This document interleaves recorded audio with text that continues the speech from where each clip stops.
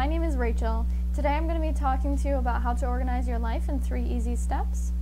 Some good reasons to organize your life is to help promote productivity in your work and personal life, and also it will help reduce stress, and I've found it helps diminish some procrastination as well, so that is very nice. I'm not sure if any of you have ever felt super overwhelmed before. Perhaps you have so much to keep track of or so many tasks to remember that it feels like your mind is like all over the place. It's a little chaotic actually. As a result, maybe you feel anxious for no reason, you find it difficult to stay in control and at peace with your life. This may be due to a stress response in your body. One of my favorite speakers, his name is David Allen. He's a productivity and a management consultant for some big executives. One thing he stated that was pretty interesting to me was that there's an inverse relationship between what is in your mind and actually what you need to get done. So this kind of means that your mind is working almost against you in your mission to get things done. I've been working in management and working full-time. I often have to work late, and I attend 2 different colleges currently. Also, I'm managing all other aspects of my personal life, so everything can get a little crazy for me sometimes. But I have learned some really great techniques to manage all of my little to-dos.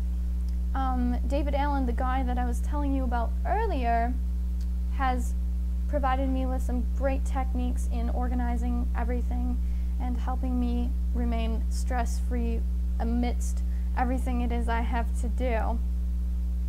I've read several of his books, I've watched a few of his podcasts, and he has some great tips. So today we'll be going over some of those techniques.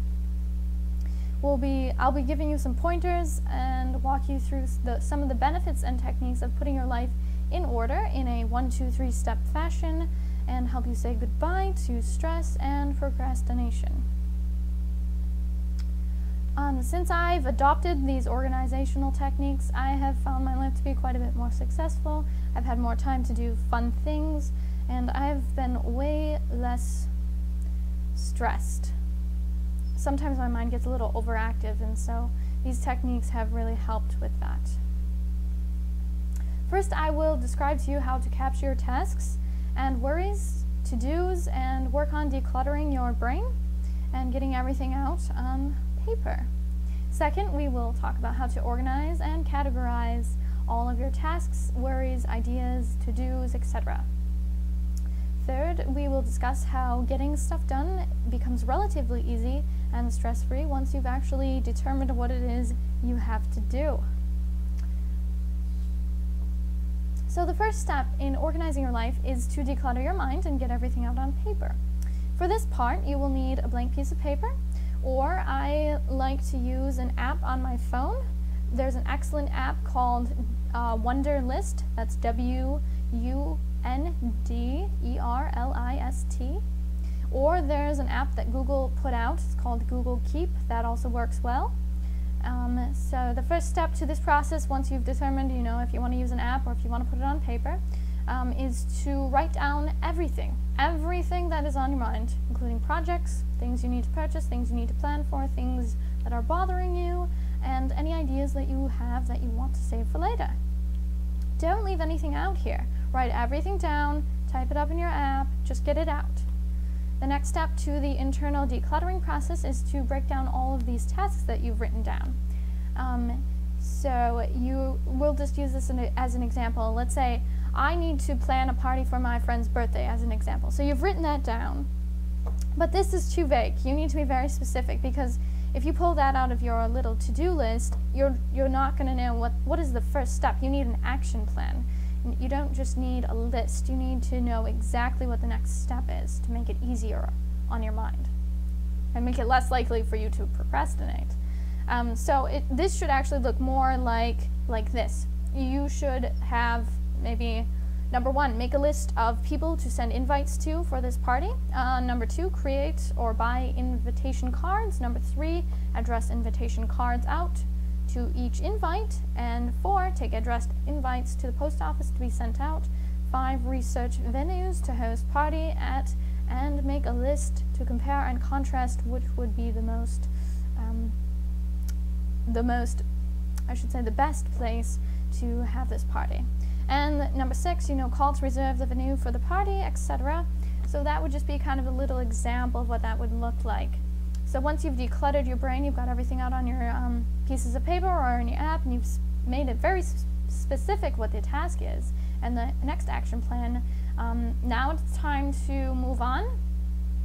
So now that you've removed all the to-dos, ideas, plans, and yada out of your head, it's time to create task contexts, goals, and categories. This will help you organize everything into a filing system so that you can pull out tasks whenever you're in a specific context. So let me just break this down for you a little bit better.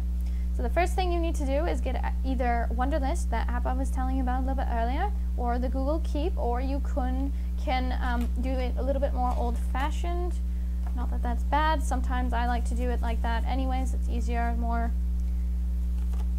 works better sometimes to just use some envelopes to break everything down. So you can do that.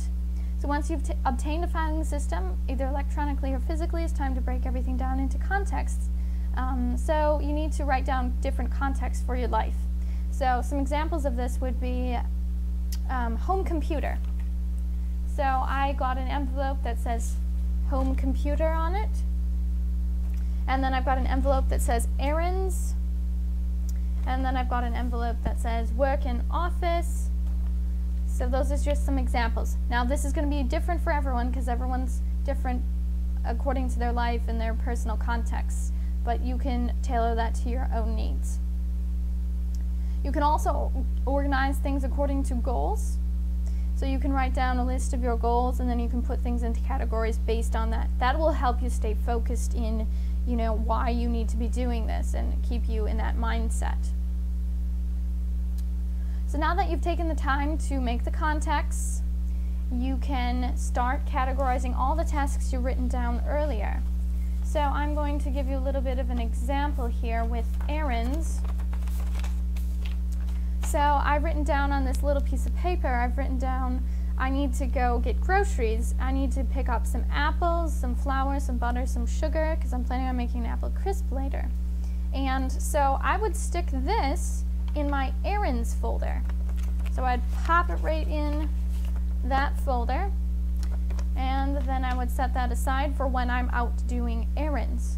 So then I'm going to pull this folder out and I'm going to pull out my errands tasks from it, and then I will easily be able to get those done while I'm out and about and not have to worry about remembering, what it is I forgot or, some other thing. So it's kind of crazy like that.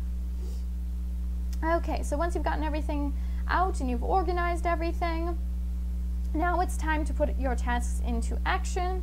So here's what you're going to do. Next time you're in your work office context, you're going to pull out your folder, you're going to pick out your tasks, you're going to work on the ones that are the most high priority, and then you're going to move on to the next one and the next one. And once you get those things done, you can throw that little piece of paper away and you can be done with it. So now you have no excuses as to, what is the next task to do, and remembering what the next task is to do. It's just very simple. You pull it out, you do it. The last thing you need to know how to do is to maintain your organization and strategies over the long term. So to do this, I like to just keep a little pad of paper in my pocket, or I'll keep my phone with an app, and I will just record everything as I think of something throughout the day that I forgot to do or that I need to do as it comes up, or any ideas that I have. So then later at the end of the day, then I go through that list and I'll put it into those specific categories. That way, by the next day, I'm all ready for those tasks. So it's pretty straightforward. So once you've gotten that all down, you'll realize that organization can be relatively simple as a 1, 2, 3 step process. You capture, you organize, and then you just get it done. Capturing what is in your head and onto paper electronically is an effective way to rid your mind of excess thoughts and worries, and it'll help you be able to visualize everything it is you need to do better. Also, grouping and categorizing your tasks by context is very helpful for when you're out in a specific context. You can just pull things out and you don't have to worry about, what it is you forgot to do or what you need to do. You just do it. And the last but not least thing that is also helpful is, again, as you're going throughout your day and things pop up that you need to do, or ideas that come to you, you can just record them, and then you don't have to think or worry about remembering them later. That helps your mind just stay clear, and it will reduce stress and anxiety quite efficiently. So as you can see, organizing your life can be relatively simple. It's going to afford you with some reduction in stress, and it's going to help you feel a lot more empowered with your life. So next time you feel stressed and overwhelmed, follow these 3 steps, capture everything that's on your mind, organize it, and get it done without being stressed.